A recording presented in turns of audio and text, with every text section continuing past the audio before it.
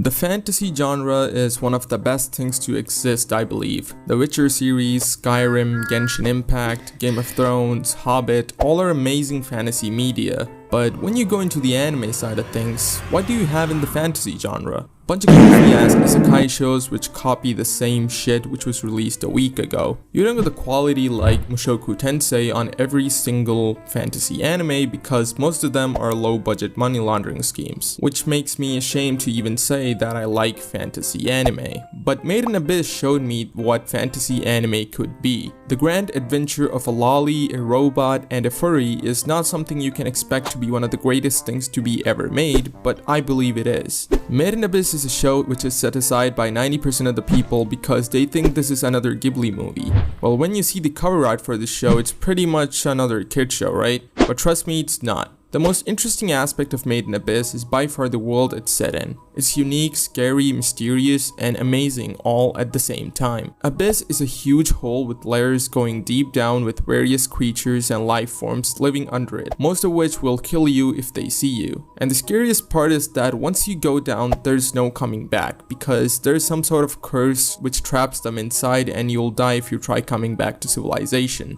Setting up a world this scary and unique, both in theory and visually, is already a pretty big deal, but actually executing it is something Made in Abyss does beautifully. The main character Riko is a girl who loves adventure and is always looking for something new in her life. Her mother was a very famous adventurer who went down to Abyss to find more about it and has never returned since. Riko does not have many memories of her mother because she descended again before Riko was of age. And now Riko wants to go down the Abyss to find her mother after all these years. The story is something which is simple, but the concept is grand in overall scheme of things. The way Made in Abyss sets up these little details in this world is magnificent, and it's extremely hard to find something like this. Riko is not alone in this journey though. Reg, who's presumed to be a robot who lost his memory, joins Riko to protect her in this journey, and oh boy, Reg is amazing. He got a mechanical arm and shit and does cool stuff. He's always there to protect Riko from every danger there is, and both Riko and Reg depends on each other for their survival. When they descend even deeper, they find a fairy called Nanachi, who is also another amazing character who joins the party. Nanachi might be the only fairy that I like and respect, and if that doesn't say how good her character is, then I don't know what will.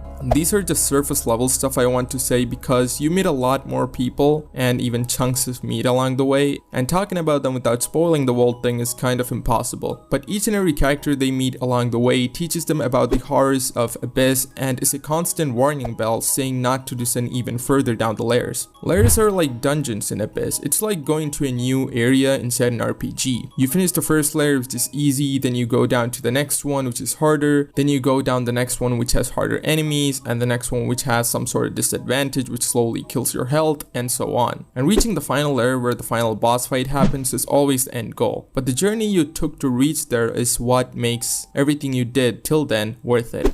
Riko, Reg, and Nanachi are people who sticks together for survival, and if you remove any one of them, then Made in Abyss would not be the same as it is right now. All of them have lost a huge part of their lives and is trying to cope with it or get it back one way or another. Some people saying Riko is a useless character is something I disagree hard with. Without Riko, Reg does not know how to navigate properly or what to eat. Riko also helps with various strategies, and if Reg is one who fights, then Riko is the base for it. Nanachi, who knows medicine, and by using the local plant, she can make some cures which could help the whole squad. But without Riko, Nanachi was always eating a pile of shit and calling it food. Riko is the base for all of these characters, and she is also the reason they're traveling down the Abyss. Without her, Reg is not getting through because he does not have any memory of how he used to live before, and while Nanachi was someone adapted by the Abyss, she was never interested in leaving her comfort zone, and Miti, who I do not want to talk about without having a mental breakdown. It's also same for Reg and Nanachi. Reg is the brawn, and without Reg, Riko would be dead before she even reaches the second layer, and without Nanachi, Riko would be dead and without a functioning arm. These characters had to make choices before and will continue to do so when they descend even down the layers, and through each layers the horrors become bigger and it becomes even harder to survive.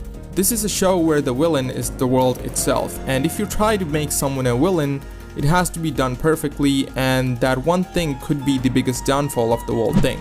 Bondrewd is a villain who appears in the third movie of Made in Abyss, and he is written so well that I legitimately hate him. Usually you can see another side of these villains and make them feel real, but Bondrewd doesn't need that. Everything that he's done is extremely evil, but you can still see that he's just not another plastic, non-fleshed out villain. The story of Prushka, who I am not going to talk about due to spoilers, and Nanachi all connecting to this one man and seeing all the hideous things he tried on them in the name of science is just scary and sad, and it makes you really just hate him, and it's not something every villain can do. And Made in Abyss does it in a show where it's not even necessary, because of already how fleshed out the world was and its horrors are. But still, it does it in a way where Bondrewd is also one of the horrors when you descend down through the abyss. Every time you think it can't get worse than this, Made in Abyss will make it worse for you because it doesn't scale back on how horrifying it can get. And keeping it up to pace with the journey where world building, amazing characters, and their development and story is not an easy feat to jump through.